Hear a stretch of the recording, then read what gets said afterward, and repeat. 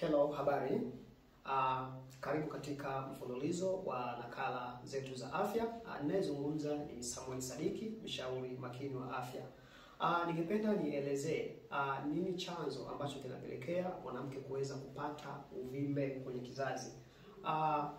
Tatizo hili limekuwa likiwapata leo hii mabinti wadogo, japo hapo mwanzo au zamani watu wazima kuanzia miaka 40 na kuendelea walikuwa wakipatwa na ugonjwa huu.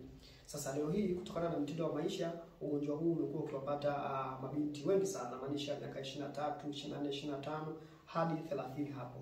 Sasa kuna vyanzo mbalimbali ambavyo vinapelekea mwanamke kuweza kupata changamoto ya uvimbe. Chanzo cha kwanza ni lishe duni.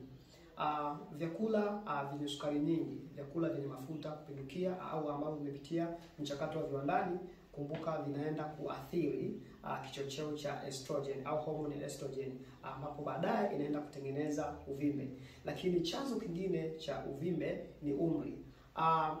Mara nyingi iwapo katika familia yenu kuna historia ya kupata uvimbe, labda kwa bibi, kwa mama, mara nyingi au kwa asilimia chache kuna koo ambazo watu huwa wanarithi.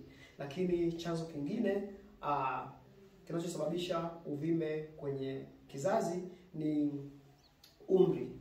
Kadri umri unavyozidi kwenda ndivyo ambavyo hii homoni ya estrogen inaposhindwa kufanya kazi vizuri. Hapo tunazungumzia wanawake wenye umri kuanzia miaka 35, miaka 40 na kuendelea, kwa sababu ile homoni ya estrogen au kichocheo cha estrogen kinashindwa kufanya kazi vizuri.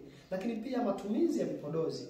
Tunafahamu kwamba watu wengi sana au wanawake wanatumia vipodozi ambavyo ni kemikali. Ile kemikali inaenda kuathiri moja kwa moja homoni ya estrogeni, ambapo baadaye inaenda kusababisha uvimbe kwenye kizazi. Lakini pia leo hii kumekuwa na matumizi makubwa sana ya uzazi wa mpango. Fahamu kwamba uzazi wa mpango au vidonge, vijiti na njia nyinginezo za uzazi wa mpango zinaenda kuvuruga homoni. Sana sana homoni ya estrogen inashindwa kufanya kazi vizuri, jambo ambalo baadaye sasa linakuja kupelekea homoni ya estrogen inashindwa kufanya kazi vizuri, baadaye inatengeneza uvimbe kwenye kizazi.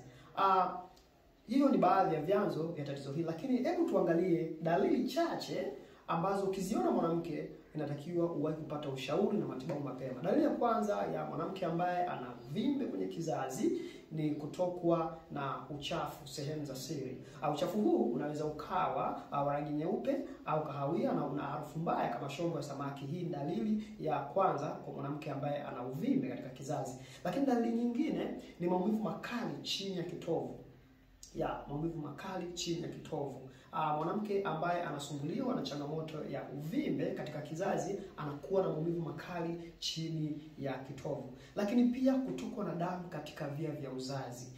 Dalili hii imekuwa ikiwapata wanawake wengi sana, kwamba mara kwa mara unakuta anatokwa na damu katika via vya uzazi. Hiyo ni moja kati ya dalili ambazo mwanamke mwenye changamoto ya uvimbe kwenye kizazi anapitia. Lakini pia maumivu makali wakati wa kushiriki tendo la ndoa. Hii nayo pia ni dalili. Ziko dalili nyingi sana, lakini kwa haraka hizo ni dalili kadhaa. Sasa nachoshauri mimi ni kutibu tatizo la chanzo, kwa sababu wengi wamekuwa wanakimbilia katika kufanyiwa operation. Kumbuka operation haitibu chanzo cha tatizo. Operation inatibu tatizo. Sasa ninakusaidia kwa kupitia bidhaa bora za afya ambazo katika mfumo wa virutubisho zimetengenezwa katika mimea ya asili na mitishamba ya asili kitaalamu zaidi, na ufunzaji wake ni wa hali ya juu kwa kupitia mimea kutoka Afrika na nje ya Afrika. Hizi zinasaidia kwenda kutibu tatizo la uvimbe na chanzo cha tatizo, kwenda kuimarisha ile hormone ya estrogen, lakini pia kwenda kuondoa vyanzo vyote vya tatizo. Nimewasaidia wanawake wengi ambao wana changamoto ya uvimbe kwenye kizazi, wamepona na tatizo halijarudia tena. Kwa hiyo endapo una changamoto ya uvimbe kwenye kizazi au unamfahamu mwanamke yote ambaye ana changamoto hii, au usisite kushare naye video hii au kumpatia mawasiliano yangu ili niweze kumsaidia kwa ushauri na huduma. Asante na karibu sana.